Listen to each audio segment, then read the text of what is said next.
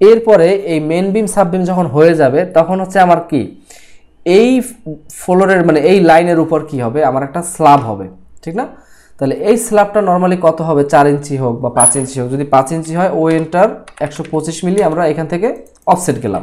ওকে, তাহলে 125 মিলি অফসেট গেলাম। এখন এইখানে নর্মালি একটা করুগেটেড শিট হয়, হ্যাঁ, যে প্লেন শিট যেটাকে বলি, এটা প্লেন টাইপেরও হয়, আবার হচ্ছে কি বাঁকা বাঁকা যে অ্যাঙ্গেলগুলো থাকে সেই টাইপেরও হয়। এখন নর্মালি এই করুগেটেড শিট এখানে প্লেনটা সাধারণত ব্যবহার করে না।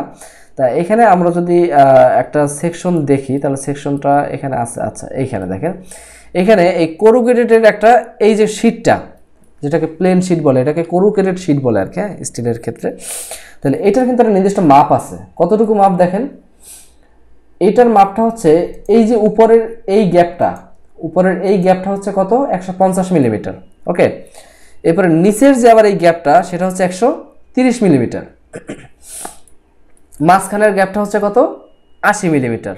ওকে, এরপরে ডেপথ আছে কত, 60 মিলিমিটার। তাহলে এই যে কোনো একটা ফর্মেট যদি আপনি রেডি করেন, সাপোজ আমরা এখান থেকে একটা লাইন ড্র করলাম, এইখান থেকে লাইন ড্র করে এখানে আর একটা লাইন ড্র করলাম, এবং এইটার ডেপথ কতটুকু আছে, এটা ডেপথ আছে হচ্ছে এই যে দেখেন 60 মিলিমিটার।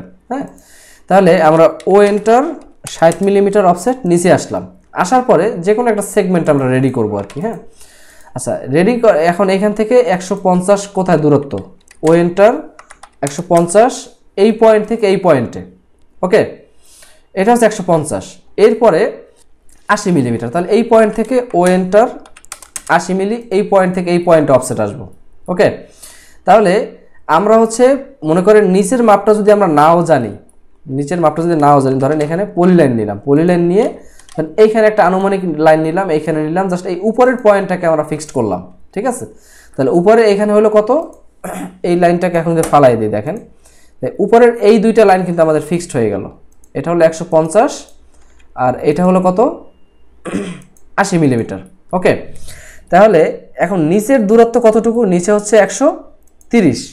তাহলে এই পয়েন্ট থেকে এই পয়েন্টের দূরত্ব হচ্ছে 130। তাহলে যতটুকু দরকার, যখন বেশি দরকার হবে তখন টোটালটাকে অল্প কিছু কপি করার পরে তখন আবার এই পয়েন্টটাকে ধরে এই পয়েন্টে এখানে জাস্ট 2-3টা বসাই দিলেই মোটামুটি আপনার একটা সেগমেন্ট রেডি হয়ে যাবে।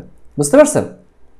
আচ্ছা, তাহলে এইটা হলো মোটামুটি করুগেটেডের শিটের জন্য। তাহলে এই ডিটেলসটা আমরা পরে যাই, মূলত জাস্ট শিটটা ড্র করার জন্য আমরা এখানে আসা। ঠিক আছে, আচ্ছা, এরপরে এই শিটটাকে আমরা এখানে নিয়ে আসি। এখন এইখানে নিয়ে আসলে তাহলে প্রতিটা কলামে যদি উঠে, তাহলে ওই প্রতিটা কলাম এখান থেকে বসে ওই প্রতিটা কলাম আবার এখান থেকে উপরে উঠাইতে হবে। তাহলে এই উপরে যখন উঠাবো, ধরেন আমাদের এখানে প্রত্যেকটা কলামই উপরে উঠবে। তাহলে উপরে যদি ওঠে তাহলে আমরা এই প্রতিটা কলামটাই আমরা এই লাইনটাকে সিলেক্ট করি, সিলেক্ট করে জাস্ট কলামটাকে, হ্যাঁ, কলামটাকে আমরা এক্সটেন্ড করে দিব। সিলেক্ট করে কলামটাকে এক্সটেন্ড করে দিলাম।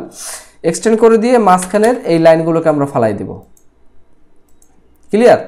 এখন এই যে যেখানে যেখানে আমরা করলাম এই জিনিসটা, ওই পয়েন্টে কিন্তু আপনার স্ল্যাবের এই ডিটেলসটা আসবে না। বুঝছেন? মানে ওই শুধু ওই জায়গাটুকু ফাঁকা থাকবে জাস্ট কলামটা উঠে যাওয়ার জন্য। বুঝতে পারছেন? এর আশেপাশে সব জায়গাতেই থাকবে, জাস্ট আমরা ওই যে এই পাইপ কলামের সাথে তখন আমরা আস্তে আস্তে আবার আগামী ক্লাসে এই পাইপ লেআউট প্লাস হচ্ছে আমরা এই গ্রিড টু গ্রিডের যে বাকিটুকু আছে ওটা আমরা শেষ করে ফেলবো। মোটামুটি আমাদের হয়তো আর 3-4টা ক্লাসে আশা করি আমাদের শেষ হয়ে যাবে ইনশাআল্লাহ।